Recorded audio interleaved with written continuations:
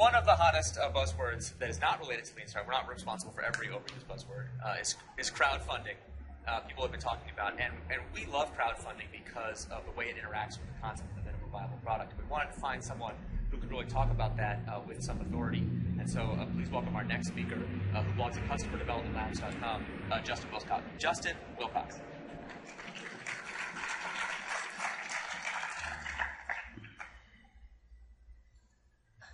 Your startup isn't a business.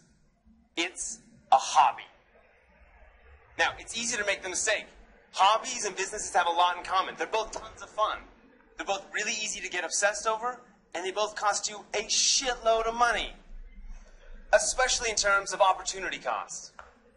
Now, the difference is that a hobby and a business, and I need you guys to get this, a business will make more money than you give up. All right? And I know this because I have started 5 very successful hobbies.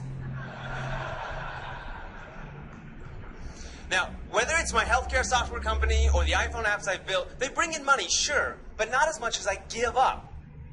All right? So let's say that we wanted to change that.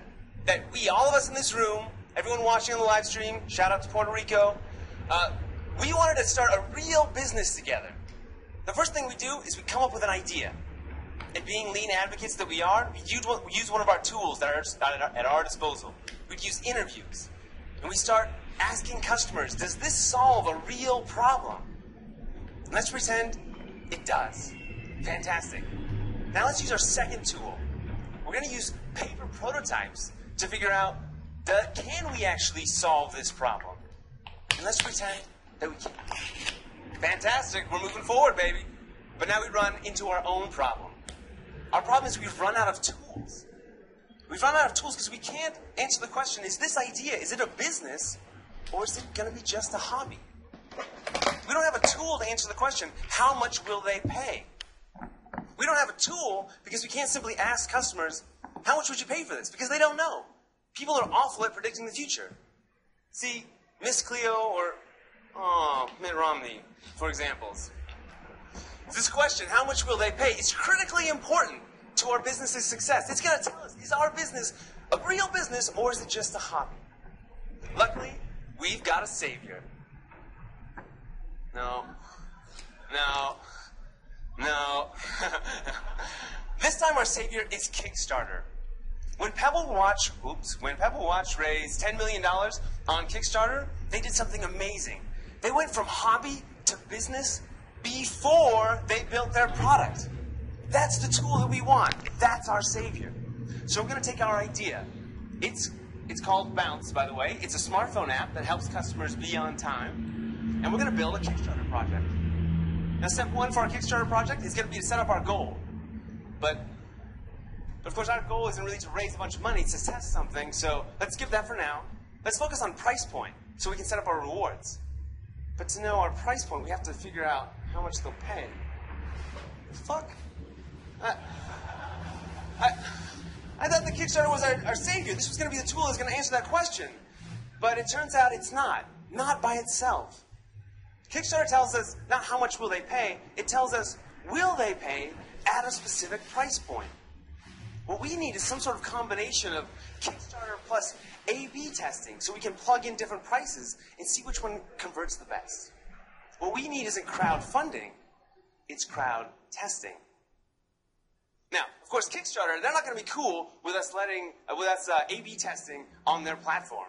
But luckily, we don't need them anymore. They've done such a good job that people are now willing to back crowdfunding projects even if they're not on Kickstarter. App.net raised over $800,000. Lockatron has brought in over $2 million, and neither of these guys are on Kickstarter. So what are we going to do? We're going to take Self-Starter, an open source crowdfunding platform. We're going to launch our own crowd testing site where we have control over the code, and we're going to integrate A/B testing into our campaign. Luckily for all of you guys, I've already done the work. This is what Bounce's crowd testing page looks like. This is live. It's running right now. And what you can see is that we're selling pre-order copies of Bounce, an app that doesn't exist. And we're measuring conversion rates. The best part is we're measuring conversion rates at $5 and $10 Right now it's running at $20. We're running at $25, so that we can see which one converts the best. And so we have results. So far, at $5, 1.4% of visitors will pre-order bounce, which translates into 7 cents per visitor. But at $10, 1.7% of visitors convert. That means 17 cents per visitor. Now, obviously, we've got more experiments to run here, but we already have amazing metrics. What's amazing about them isn't their magnitude. We're not going to IPO yet. What's amazing about them is we know them before we built our product. Yeah? How much will they pay? Tells us how much money we're going to make. That's going to tell us, is this a business or is it just a hobby? That is the power of crowd testing. It's going to tell you whether your product is a business or is it just a hobby before you build it.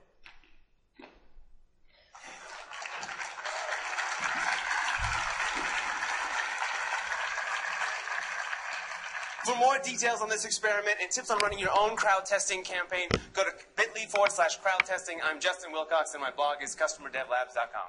Thank you very much.